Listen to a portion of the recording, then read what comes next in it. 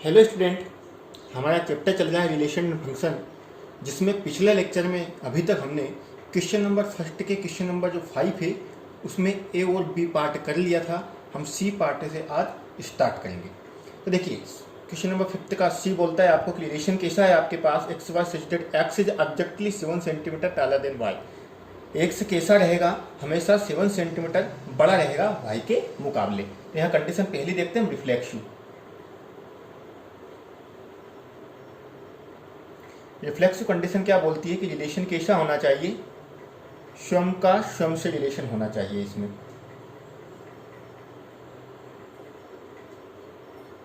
ये रिलेशन होती है रिफ्लेक्सिव। अगर यहाँ मैं बात करूं एक्स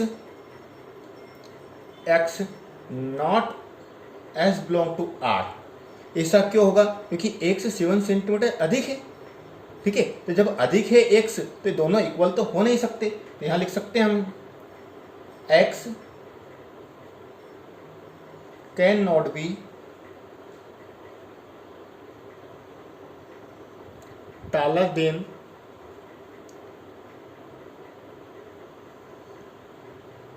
हिमसेल्फ। जो एक से है, अगर वो 7 सेंटीमीटर तो खुद से 7 सेंटीमीटर अधिक तो नहीं होगा। अगर ये 7 सेंटीमीटर है तो ये भी 7 होना चाहिए। तो ये कंडीशन यहाँ फॉलो नहीं हो रही है। तो क्या लिख देंगे, therefore R is not reflexive. Second condition होती है हमारी सिमेट्रिक। सिमेट्रिक कंडीशन क्या बोलती है, रिलेशन में A B as belong to R है तो B A as belong to R होना चाहिए। ऐसा हमने देखा यहाँ पर। सिंस अगर ऐसा हो कि X Y S belong to R हो, but Y x S belong to R नहीं होगा। क्यों नहीं होगा? ये 7 सेंटीमीटर, अगर मान लीजिए ये 7 सेंटीमीटर है तो ये कितना होगा, 1 होगा, क्योंकि ये 7 सेंटीमीटर अधिक है। तो 1 7 सेंटीमीटर ऐसा हो नहीं सकता, क्योंकि ये जो रहेगा एक से हमेशा 7 सेंटीमीटर अधिक रहेगा। तो ये कंडीशन भी यहाँ पे क्या होती है, फॉलो नहीं होती है। चाहे तो आप लिख सकते हैं यहाँ पर X is 7 centimetre taller than Y, but y is not taller than x, therefore r is not symmetric। Third condition आपकी होती है ट्रांसिटिव। ट्रांसिटिव कंडीशन क्या बोलती है कि अगर रिलेशन के अंदर ए बी और B C S belong to R है तो ए C S belong to R होना चाहिए। तो हम लेते हैं यहाँ पे, मान लें कि हम कि ऐसा है एक्स वाई और Y Z as belong to R है। तो अगर यहाँ हम बात करें तो इसको कैसा, इसका डेट मीन से क्या हुआ कि एक्स इज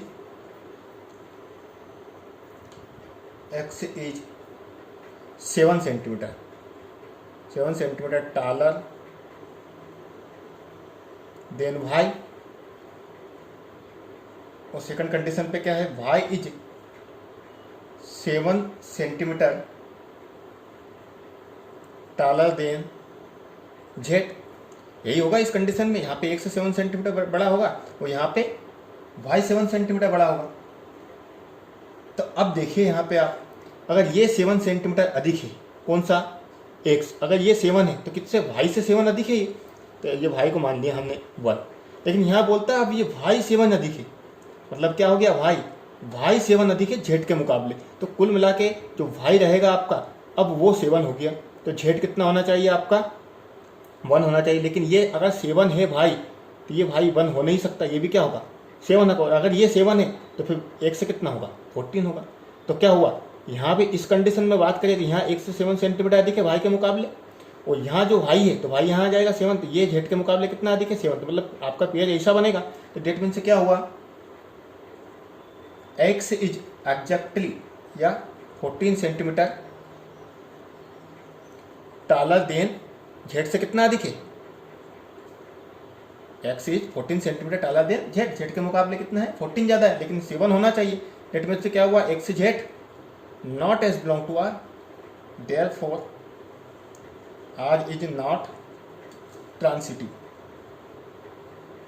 देखो इसके एक्सरसाइज के हम प्रत्येक क्वेश्चन लगाने की कोशिश करेंगे, क्योंकि थोड़े क्या है डिफिकल्ट टफ एक्सरसाइज है। इसी का क्वेश्चन नंबर 5 का क्वेश्चन नंबर 5 के 5 का डी वाला क्वेश्चन देखेंगे। रिलेशन आपसे बोलता है कि X is a wife of Y.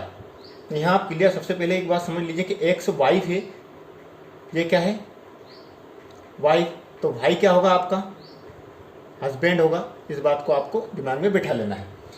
तो अब देखिए यहाँ तो क्लियर, पहली कंडीशन में हम क्लियर हो रहे हैं यहाँ पर कि रिफ्लेक्सिव तो होगा ही नहीं। यहाँ पर रिफ्लेक्सिव की कंडीशन क्या होती है आपकी कि दोनों सेम होना चाहिए, ये होती है।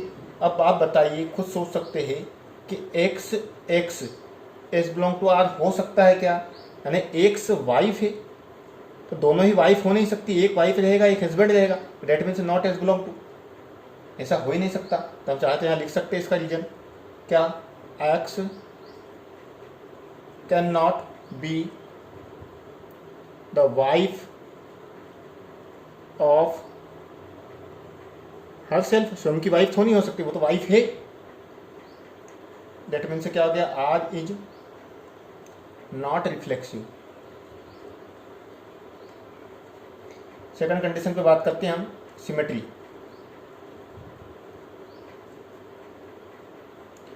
सिमेट्री की बात करें तो रिलेशन आप चाहे तो लिखे चाहे तो मत लिखिए, कोई प्रॉब्लम नहीं है यहाँ पर, लेकिन मैं लिख देता हूँ ताकि आप वो ये बिल्कुल दिमाग में फिट हो जाए कि कौन सी रिलेशन क्या होती है।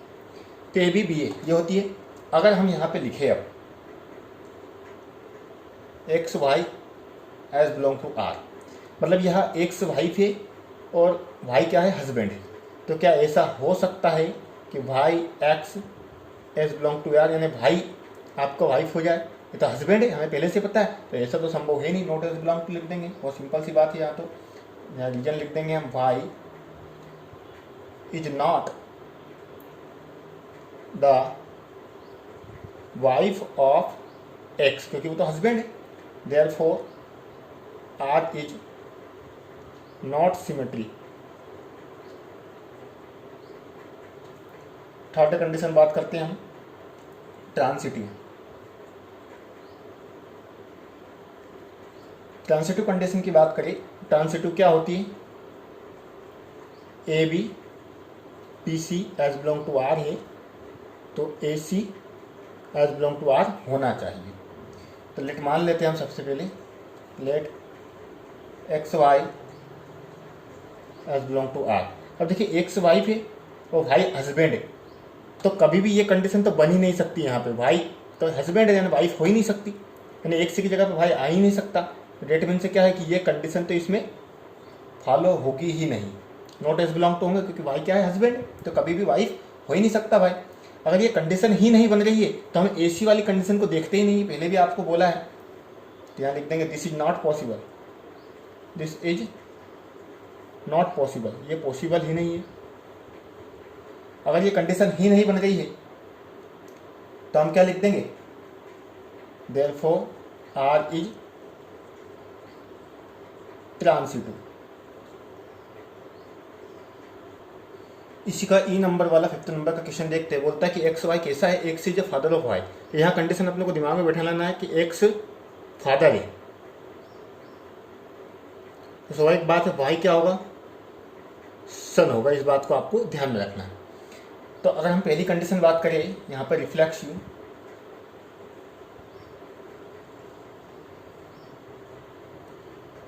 रिफ्लेक्सिव कंडीशन होती क्या है हमारी,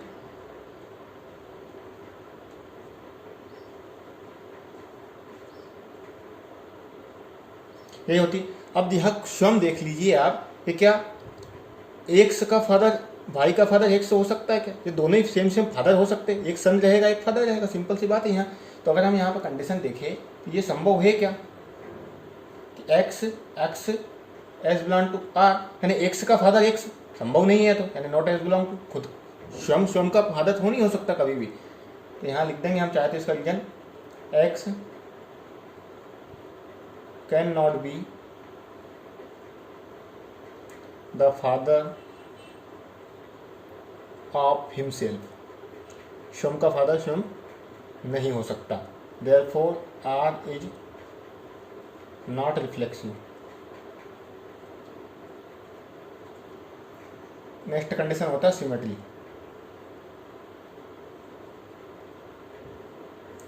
सिमेट्रिक की बात करें तो सिमेट्रिक क्या होती है? रिलेशन इस प्रकार से होती है, ए रिलेटेड है बी से, तब बी रिलेटेड भी ए से होना चाहिए। कि हम देखें, अगर x Y S belong to R है, तब y x S belong to R होगा क्या? जहाँ एक्स फादर है तो वाई क्या है? सन है। क्या उल्टा हो सकता है क्या? सन फादर, सन जो अपने पिताजी उनका पिताजी हो सकता है क्या? संभव नहीं है। तो हम क्या लिख देंगे? नॉट एस बिलोंग, रीजन लिख देंगे चाहे तो आप, x is a father of y, y can not be the father of x, हो ही नहीं सकता ऐसा। Therefore R is not symmetric. Third condition बोलता है ट्रांसिटिव। ट्रांसिटिव कंडीशन की बात करें तो क्या होता है आपका, अगर ए बी और B c as belong to R है, तब हम देखेंगे कि a c as belong to R है अथवा नहीं। तो यहाँ देखते हैं हम, लेट हम मान लेते हैं पहले कि ऐसा है। लेट एक्स वाई और Y z as belong to R, मान लें कि ऐसा है। डेट मीन्स इसका मतलब क्या हुआ? X is a father of y, x क्या है? वाई का फादर है। Y is a father of z. अब ये कंडीशन हो सकती है, मान लीजिए हम अपने घर के रिलेशन से देख सकते हैं। तो ये क्या हो गए? हमारे दादाजी, तो उनके पुत्र ये हो गए, और ये भी पिताजी होंगे किसके? बच्चे के। ये कॉन्सेप्ट के क्लियर आप देख सकते हैं। ये कॉन्सेप्ट यहाँ पे होगा, ये दादाजी हो जाएंगे, ये फादर हो जाएंगे, है ना, हमारे पिताजी, और हमारे पिताजी के हम बच्चे हो गए। तो इस प्रकार से कॉन्सेप्ट यहाँ पे क्लियर होता है। लेकिन अगर मैं बात करूँ तो इस कंडीशन में क्या होता है? यहाँ पर X is A grand father of Z. Z के तो वो क्या होगा? एक्स दादाजी होगा। हमारी हिंदी लैंग्वेज में बात करें तो ग्रैंड फादर है। डेट मीन से क्या होगा? लेकिन फादर होना चाहिए, ग्रैंड फादर की तो उसमें बात की नहीं। तो x Z not as belong to R होगा, ऐसा हो ही नहीं सकता, ये ग्रैंड फादर है। ठीक है, तो क्या लिख देंगे लास्ट में आप? R is not transitive.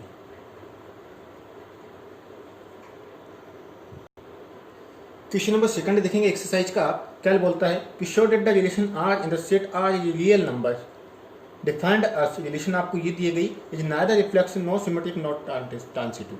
तो आपको बताना है कि ये जो रिलेशन दी गई है वो तीनों ही नहीं है, रिफ्लेक्सिव भी नहीं है, सिमेट्रिक भी नहीं है, ट्रांसिटिव भी नहीं है। तो आपको क्या करना है? कुछ ऐसा एग्जाम्पल ढूंढ के लेके आना है इसमें जो इस कंडीशन को फॉलो नहीं कर पाता हो। फॉलो जो करेंगे वो एग्जाम्पल तो हम आसानी से लिख सकते हैं, लेकिन हमें वह एग्जाम्पल ढूंढ के लाना है जो इस कंडीशन को रिफ्लेक्सिव, सिमेट्रिक और ट्रांसिटिव वाली कंडीशन में सही नहीं बैठता है, ताकि हम उसे बोल देंगे कि वो रिफ्लेक्सिव नहीं है, सिमेट्रिक नहीं है, ट्रांसिटिव नहीं है। तो सबसे पहले हम जो आपको गिवन रिलेशन दी गई है उसकी बात कर लेते हैं, और जो आपको जो सेट दिया गया है, तो सेट कैसा दिया है? रियल नंबर का। तो आपको लिख देंगे set of real number, set of. अब देखिए रियल नंबर का सेट दिया, इससे मतलब क्या समझ लो आप कि इसमें माइनस वाला भी है, प्लस वाला भी है, डिवाइड वाले सब कुछ आ गए। ए मान लेते, चलो ये जो सेट है वो रियल नंबर का है आपके पास। वो रिलेशन आपको बोलता है कि रिलेशन है ए बी, किस प्रकार से कि A is less than equal to रहेगा बी स्क्वायर की। तो पहले बात करते हैं रिफ्लेक्सिव की। रिफ्लेक्सिव की बात करूँ तो रिफ्लेक्सिव होती क्या है हमारे पास कि ए और बी यानी एक्स वाई दोनों क्या होना चाहिए? आपके सेम होना चाहिए।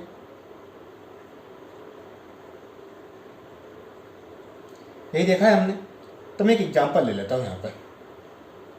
यहाँ अगर हम बात करें, हम दो सेम कंडीशन वाले पेयर ले लेते हैं। मान लीजिए कि 1/2 और 1/2 ले लेते हैं हम। तो 1/2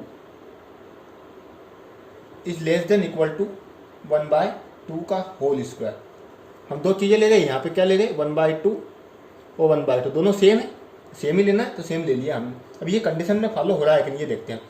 तो अगर यहाँ हम 1/2 ले लेते, क्योंकि उसने रियल नंबर बोला था, क्या आता है 1/2 is less than equal to 1/4।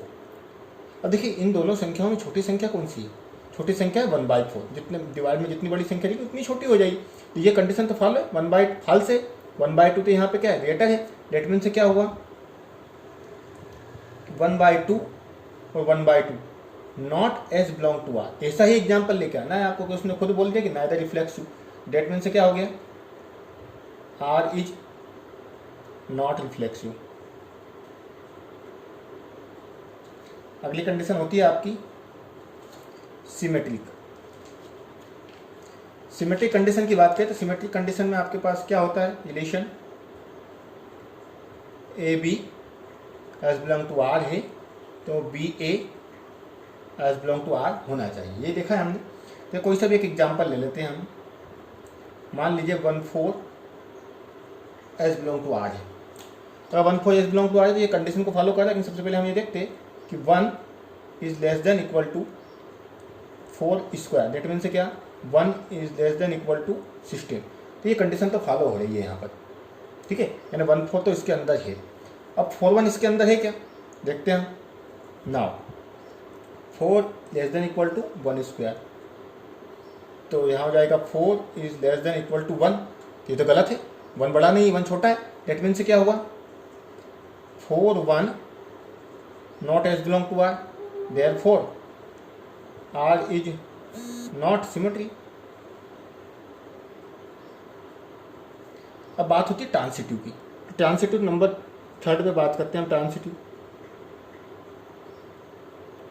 Transitive condition क्या बोलती है कि रिलेशन इस प्रकार से होना चाहिए, a b b c as belong to R है, तो ए और c as belong to R होना चाहिए, यही बोलता है। तो हम कोई सा भी एग्जाम्पल ले लेते हैं। ये एग्जाम्पल बहुत सारे हो सकते हैं, आपको भी सोचना है।